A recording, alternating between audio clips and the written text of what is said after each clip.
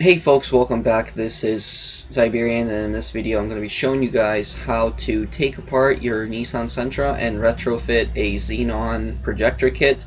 In this kit I'm going to be using a Morimoto FXR projector, and I'm also going to be using a 6000 Kelvin light bulb.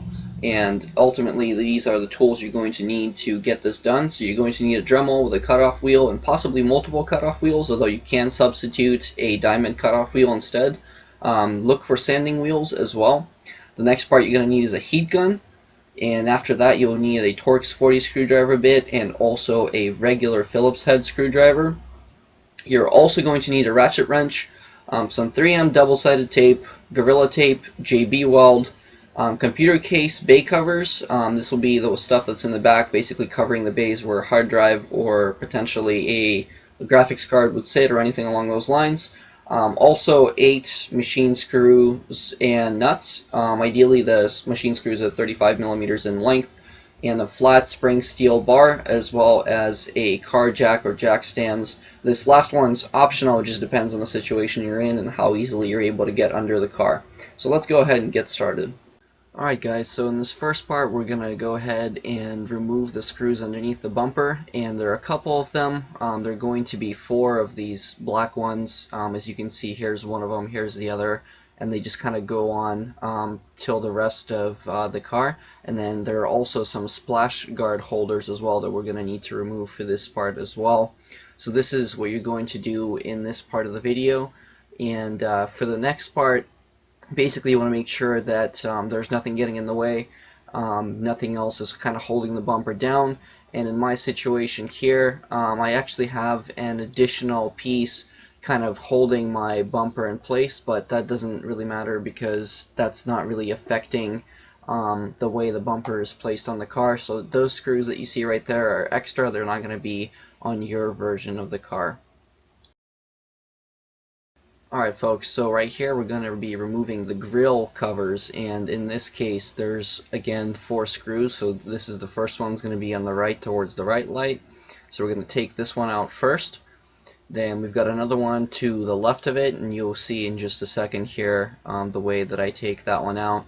You want to make sure you set these aside too so you don't lose them, and make sure you label where they come from, because a lot of these look pretty similar, so you're going to have a hard time distinguishing which one goes where later on, and it's just going to be a pain figuring out where they end up going. So this is 2 down so far, and then we've got 1 extra one over here in the upper corner, and there's just 1 more to the left of it ultimately that we're going to take out before we can completely remove this part of the bumper. And this will be pretty much the second to last step in addition to taking off the air intake before we move on.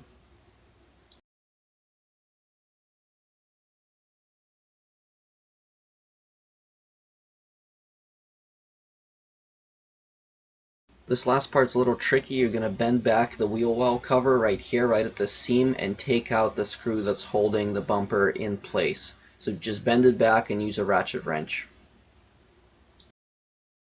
Now push on the little tab here to release the bumper from the front of the car. You're going to do the same exact thing on the left side of the car. So to take off the air intake, simply pop up these 2 tabs right here, and then you can remove those little screws.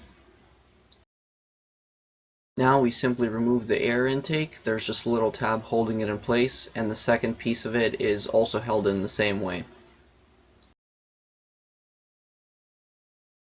Look for a screw right near where the air intake was to remove this headlight.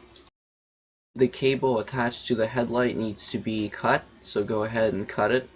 To get your bulb out, simply go ahead and twist to the left, and that will allow you to remove it completely. Squeeze or hammer this next part out right here. Completely remove the headlight, go ahead and snap this little tab right here, and then push on this part that sticks out right here. For the left headlight, there's just 1 final screw underneath here for you to get. Alright folks, so for this part we're going to need to go ahead and do is we're going to need to go ahead and grab your projector and grab your marker and then trace out the size of the projector roughly so you can make it fit. And what we're going to do next is drill out the hole and put in some screws to make this thing fit into the actual headlight housing. Alright guys, so I went ahead and dremeled out this whole plastic bit that used to hold the rubber in place, and now the next thing we're going to do is we're going to go ahead and cut out this plastic piece in the center here, and make sure that you get your mask on because there's a lot of dust that flies around, so be careful doing this section and we'll move on from there. Okay guys, so I finally drilled out the hole, and now what I'm thinking of doing is just putting the projector and screwing it into these little openings right here, and just letting it rest in there. I'm going to wash this out first and then move on to the second light. Alright guys, so this next step, what we're going to need to do is we're going to need to take these two motherboard rear bay covers, or computer case rear bay covers, which is where your graphics card would normally go. You're going to need 8 M4 by 25mm screws, as well as washers that fit them, and 8 basically nuts that go on top of that. And what we're going to end up doing is we're going to end up putting the projector in here, and basically then we're going to put a hole in here and a hole over here so we can put in the screws, and at the bottom we're going to screw in those motherboard bay protectors, and that'll help hold the projector in place. So for this part, what I'm going to do is I'm going to take that drill right there, I'm going to drill in here and on the other side, and basically just end up putting the nuts on the opposite side of that, and I'll try my best to basically glue them down so that we can screw this in a little bit more properly. And then from that point forward, I'm going to put those computer parts that cover the bays of the graphics card and so on down here, screw them in, and then ultimately end up putting a screw the other way around to basically end up locking this whole thing in place. So wish me luck, and we'll see how this looks after I'm done. Alright guys, so as you can see, I've mounted the Morimoto Projector computer / ballast on the side of the headlight, and it was mounted with 3M tape. Now what you're going to do is where you see those plus and minus signs, you're going to connect the wire that says ballast, and that thick cable that's coming off the orange thing on the bulb is going to be mounted into the slot right next to it. Now to mount this orange part onto the bulb, all you do is you twist it on, so you can kind of lock it in place and twist it on. It should be easy to do, don't try and force it. Now that wire you see to the left right there is something that you're going to have to put together yourself. Different ones come for different cars.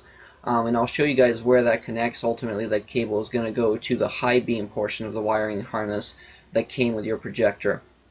Now down here you can see my JB welded projector. This is how you should probably do it, as well as the computer case bay covers that ultimately hold it in place so that it's stable and it doesn't end up rotating around, especially while the JB weld ends up curing. So this is what it looks like, and I'll show you guys the engine bay cover so you can see the wiring for the ground and etc.